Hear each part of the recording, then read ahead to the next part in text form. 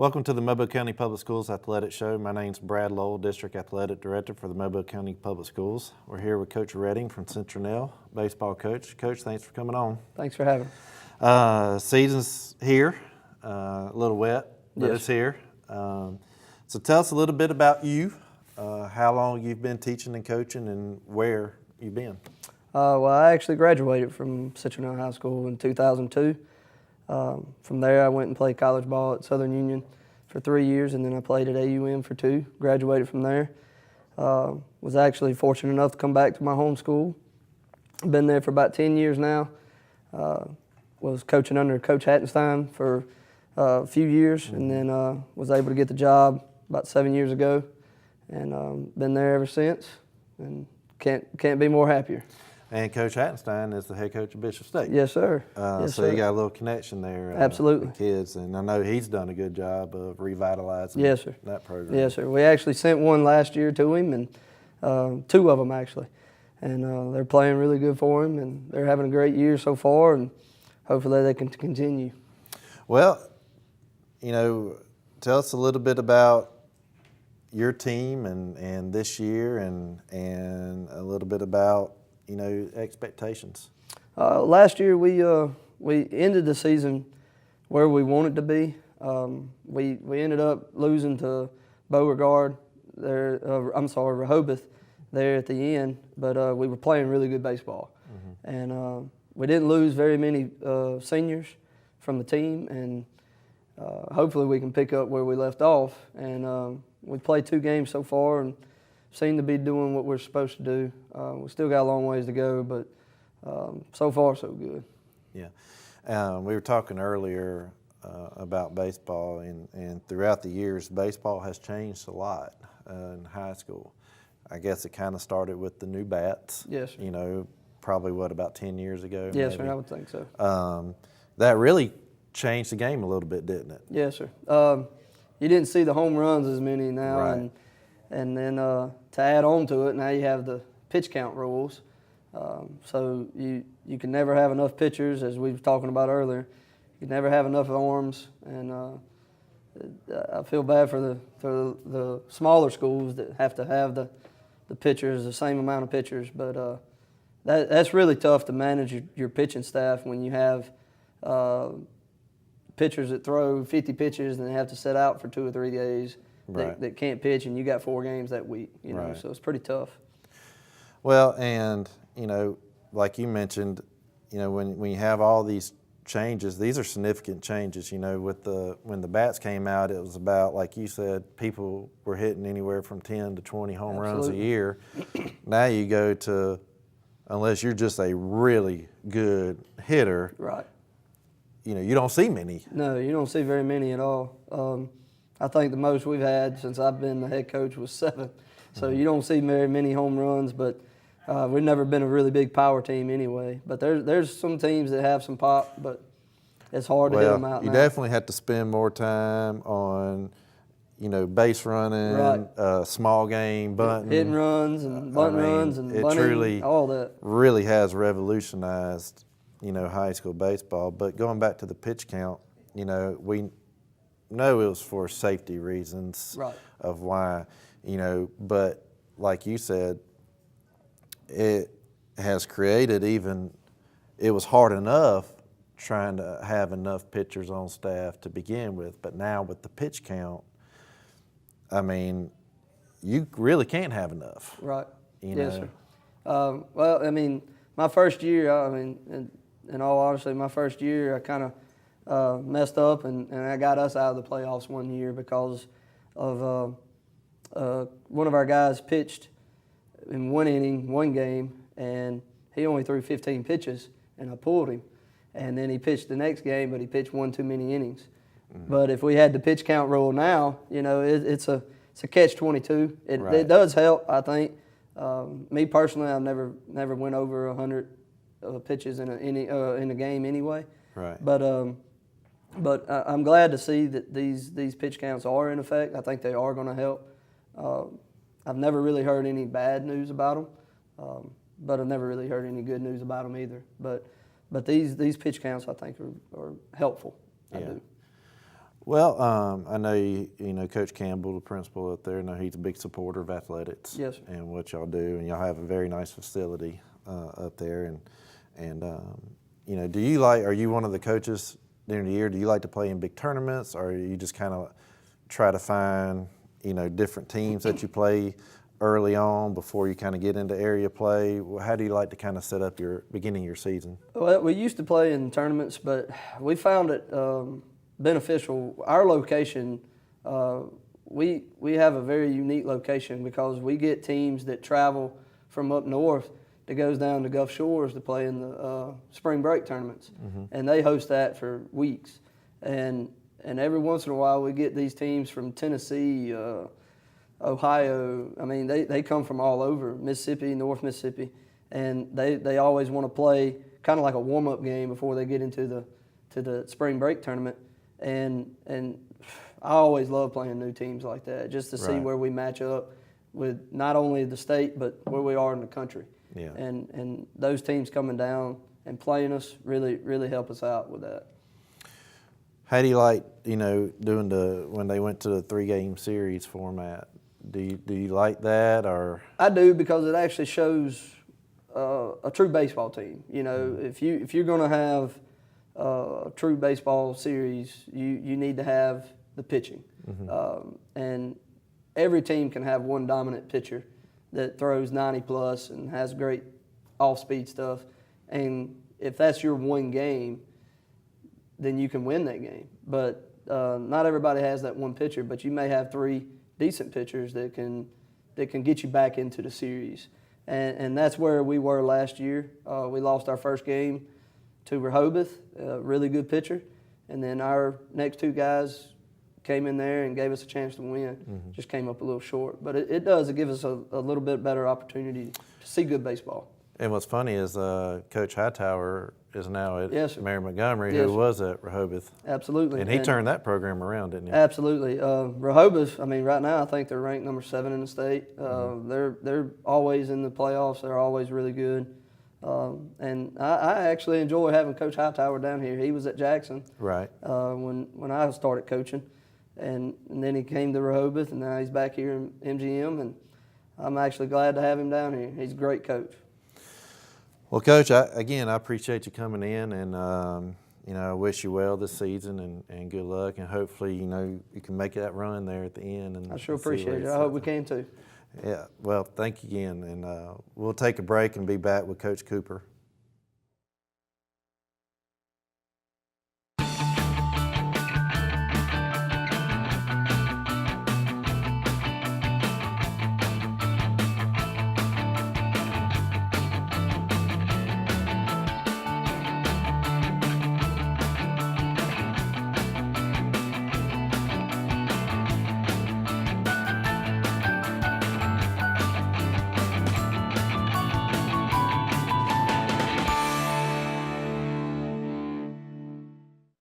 The more parents are involved in school, the more likely it is a child will succeed.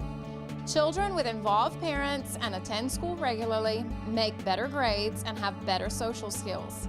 Every involved parent makes a difference. Get involved. Ask about your child's day. Explain how your education matters. Parent involvement, it matters. You can find more information on parent involvement at MCPSS.com. I'm Mac McElroy, and I'm a junior here at Victor High School. My future plans after I graduate high school are to go to Auburn University and get a mechanical engineering degree. And taking the AP courses could help me get credits to decrease the amount of time I had to be in college. Baker High School has prepared me for college, career, and life readiness by allowing me to participate in these clubs and classes that I'm taking now.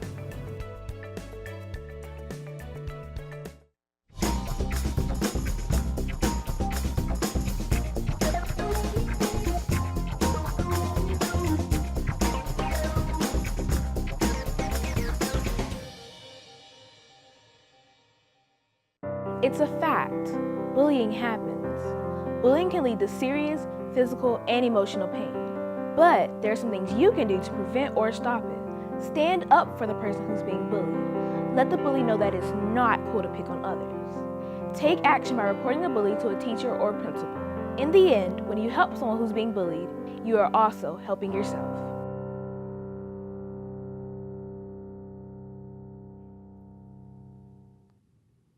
All right, welcome back to our show. We're here with Coach Cooper, softball coach at Citronelle. Thanks for coming on. Thanks for having me. Well, tell us a little bit about yourself.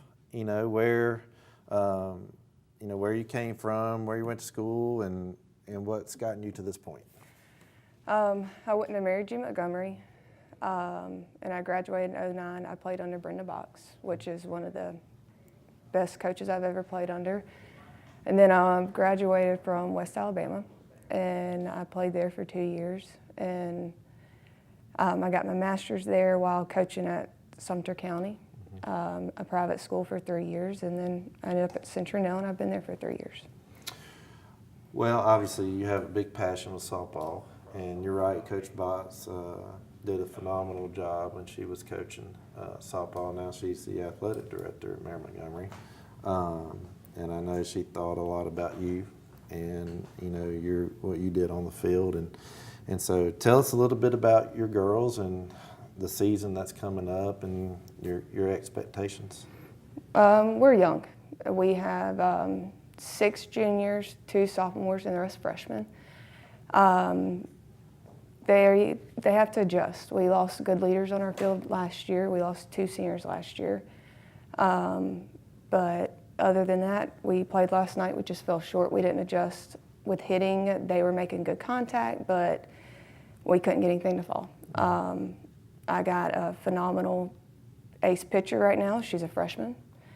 And then I have a good backup pitcher. She's a junior, and she actually played center for me last year. She started short this year, yesterday, and then she ended up behind the plate.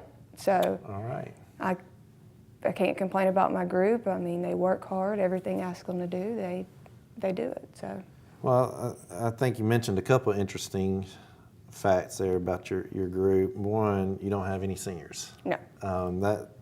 That doesn't happen very often. No. But I guess with not having seniors, now you look for who's going to kind of be the leaders, correct? Correct. Who's going to step into those roles?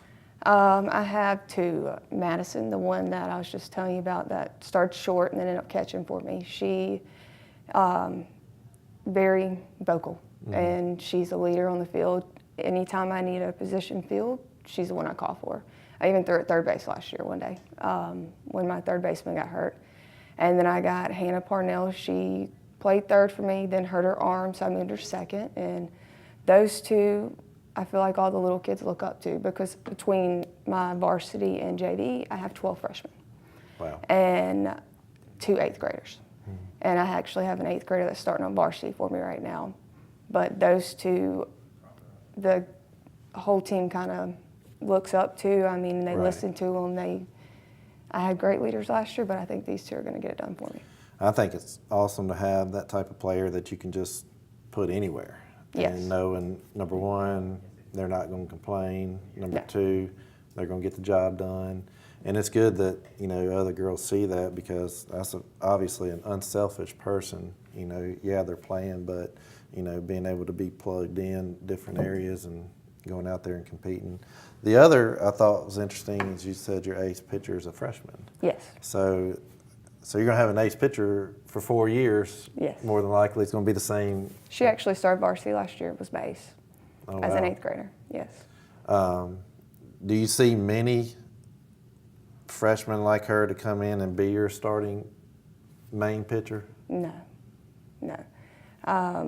She works hard. I mean, I am very lucky to have a kid like that on my team. She plays travel ball. She played for the Mobile Thrillers, and whatever she needs to do, she gets it done. Like even during volleyball season, she played volleyball, and she started as the setter this year. And she's still going to pitching lessons every day.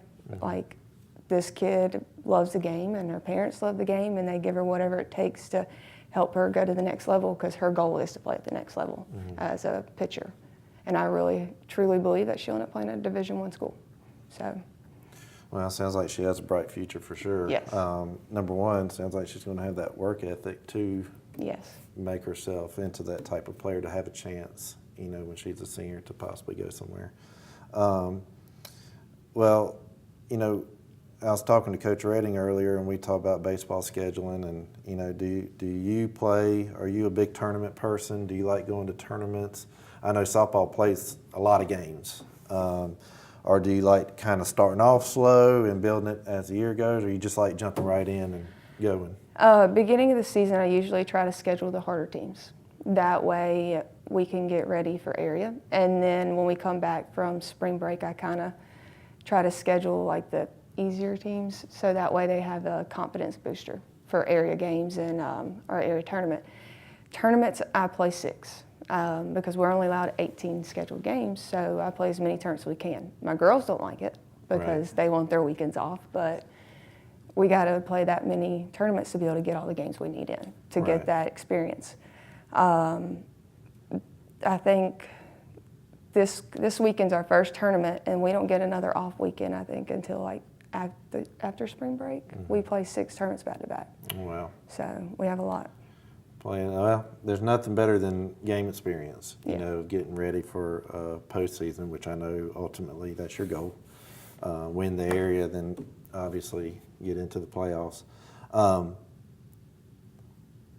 I was talking with, you know, about baseball and Coach Redding, you know, they have a lot of pitching rules. Is there any pitching rules in softball? No, we don't have pitch count. So technically your pitcher could throw every game. Yes, but I don't allow that to happen. I mean, I'm not going to use and abuse a pitcher. I mean, she could do it, but I'm not going to have her do that because I don't want to risk her future. Because the ultimate goal for all of us is to have them go to college and play ball and to get an education. So if I ruin her by pitching her too many games, I mean, that's not fair. I'm not going to be selfish. Selfish coach. I mean, I want to do what's best for her. Well, and too, I would imagine, you know, pitching's a lot of wear and tear on your body. So you would want your main pitcher to be fresh at the end of the year rather than burn someone out at the beginning of the year. Yeah, that happened to me my first year because technically we only had Madison, the one I was telling you about that ended up catching last year. She was our ace her freshman year, and she was pretty much all we had because my other pitcher got hurt. So at regionals we fell short because she was burnt out. She couldn't go anymore. And I hated to do that as a coach, but I had no other option. I had nobody else to put in to relieve her. So those two worked very well together. Well, it's good that you have now, you know, sounds like a good 1-2 punch. Yes. That you can roll out there and have a chance to compete with, you know, whoever you're playing. Yes. Well, Coach, thanks for coming on. Thank you. I appreciate your time. It was good to see you. And good luck this year. Thank you. All right, we'll be back with Coach Barnett.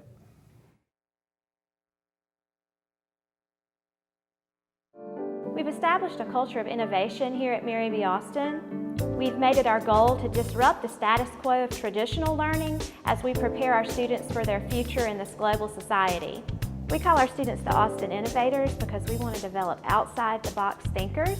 We want to develop students who think critically, who think entrepreneurially, and who can collaborate well with others.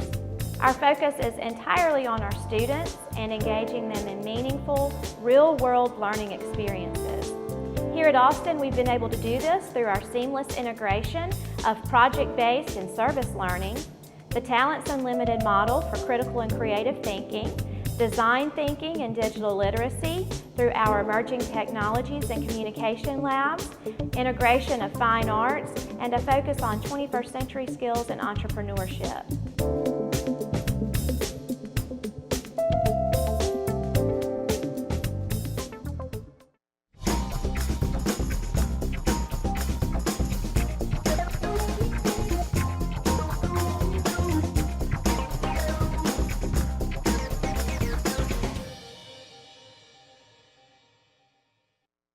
In Mobile County Public Schools, we are redefining ready. We are graduating college ready, career ready, and life ready. We are more than just a test score. We are earning college credit while in high school. We are working internships to get real-world experience. We are welders. We are certified nursing assistants. We are redefining ready.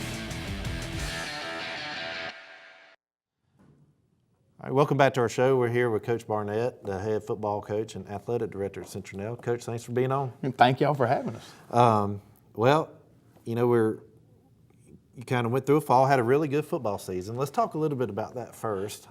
And, it was, you know, I took over the job in early July, and we just kind of hit the ground running. But we started out, I think we were 5-1 or 4-0, then went to 5-1. We played MGM and lost our first game to MGM, and we played well, but we obviously didn't do enough to finish. But we win the next one. We beat Satsuma in double overtime. We got in the playoffs with that one. And unfortunately, you know, you hate to say one kid makes the difference, but our quarterback got hurt. He was actually, due to some injuries earlier in the week before the Satsuma game, he actually played every snap at DB that week. So he was the quarterback and the defensive back that week. And in practice, the next week going into the Jackson game, we were, you know, just running around out there, and there had been previously some the lines, the marking lines had been burned, so there was a divot there where the marking had been done, and he stepped in it just running down the field. He stepped in that little old divot and hyperextended his knee, we thought. Turns out he tore his ACL. So at that point, you know, we struggled. You know, and obviously the competition level, we had Viger, Jackson, and Mobile Christian to finish the year. Right. You know, so you know your competition level obviously went up. Those are three playoff teams, and in the middle of that. And you know, we just could not finish because of that situation. But I give all the credit in the world to the kids that stepped in. I think we had 3 different guys trying to play quarterback at that point. And, you know, I give them all the credit in the world. We had an opportunity in the playoffs. We got in the playoffs. We go up and play Bibb County. And we lost by 6. And we got inside the 25-yard line, I think it was 5 times in the second half. We just could not punch it in. A lot of credit to Bibb County for keeping us out. But there was a lot of things. We throw a little throwback pass, and kid falls down on the 1. Right. You know, it was a 4th and 13 or something down there, and he walks in. Problem was, he just kind of threw the ball a little bit behind him, and he's stumbling, trying to get in and falls down. So it was just one of those, wasn't our night. And so, but we learned a lot.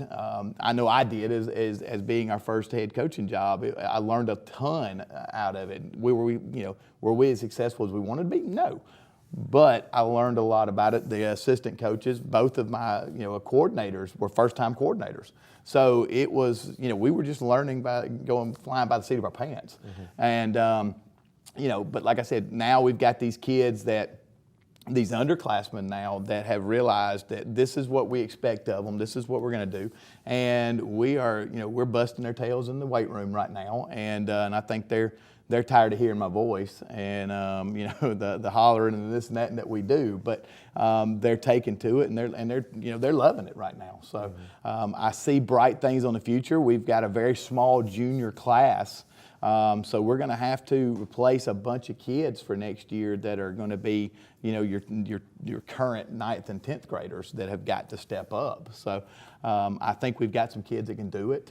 We just got to plug it in and start spring ball. I'm ready for spring ball. So yeah, it's going to be here before you know it. Exactly. But I mean, you mentioned too, losing a quarterback's tough because that's your guy. That's the leader of the team. May not be the best athlete, but it's still that's it. The leader of the team. That's it. Every time you go out there, we had some opportunities against some of those other teams that they took away Joffrey from us. Joffrey Hutchinson was our running back, and they knew that this was our bread and butter. We're going to run the football. But the thing about what Carson was able to do for us as a quarterback was he was able to take advantage of that fact that you were going to have 9 and 10 in the box trying to stop Joffrey. Well, we could make those throws. Mm-hmm. And, if a throw here and a throw there, it makes a huge difference, as you know. So we weren't able to hit those throws when Carson wasn't in there anymore. And so we were just pounding our heads against 9, 10, and 11-man boxes trying to, I think there was times they didn't even cover our wide receivers because there was really no point in it, Well, but putting yourself, having that success early in the year, winning those games, obviously put you in a position to finish third, right? Sure. Yeah, that's right. In the playoffs, and you know, giving yourself a chance there, and it sounded like you played well in the playoff game. Just couldn't. We did. It was funny. We were down 14-0 before we turned around in the playoff game. We gave up on the opening kickoff, a fumble on the opening kickoff. We didn't cover the kick, and we had a new kid in there that he was playing a different position on the return team. Ball lands, and he I hate to say he just stood there and watched it, but he just stood there and watched it. Sometimes they treat it like a punt. That's it, exactly. And they recovered it. I think they recovered it on the 20. 2 plays later, it's 6-7-0 before I turned around. I've seen that happen a lot. And then we go 3 and out, punt to them. They're back down again, and it's 14-0. And I went, oh my gosh, we're fixing to get run out of this place. Well, that shows the perseverance of the team. They did. They really did. Absolutely. They could have folded the tent in a hurry. You got some hard-nosed kids that play. We do. And like I said, they work hard, and everywhere's got them. Everybody's got those kids. But the thing is, we just kind of, I don't know if I could say we foster it, but we do. We don't let them get by with a whole lot. And I know every coach tries to do that. Sometimes it's easier at some places than it is others, but we try our best to just enforce that we have to work. We don't have necessarily the walk-in talent level that a lot of these places have that we play. So we've got to work that much harder than everybody else. And I tell our kids every day in the weight room, I say, did you beat, and I'll pick a team on the schedule for that day, and I'll say, did you beat Washington County today? Right. Did you beat Viger? Did you beat MGM today? As far as our workouts are concerned. So, and I think they like that. They sit there, at the end of the day, who did we beat? They want to know, who did we beat today? Right. And that kind of thing. So, it's having fun with it and so forth. Well, who are you going to do you have a game for spring? I don't. We're going to play ourselves. We've got way too many holes to fill right now. And I love the idea of playing a spring game, but in our situation, we're replacing a quarterback, we're replacing a running back, 2 offensive tackles, all these different variables that we've got involved here. So I think it's almost a detriment to have 5 days of practicing and then 5 days or whatever of preparing for somebody else. Right. Because you don't want to go out there and look stupid, in your spring game. If you lose that thing, it winds up where, you finish the year on a positive or a negative. Which one's it going to be, going into the fall? So. Well, but I know it's exciting. Yes. Getting there and, getting that first year under your belt, you learn a lot. Yeah, absolutely. And like I said, luckily you had a lot of success, that first year, which is, it translates to the confidence of the kids and the coaches too. Sure, it does. Well, Coach, thanks for coming on. Well, thank you for having us, guys. Thank y'all so much. I appreciate it, and good luck to you, and hope spring, main thing is come out healthy. That's absolutely. So, let's not have any injuries that when we get out of this thing, we start in the fall, we're all 100% ready to go. That's right. Well, that concludes our show, and we'll be back next week.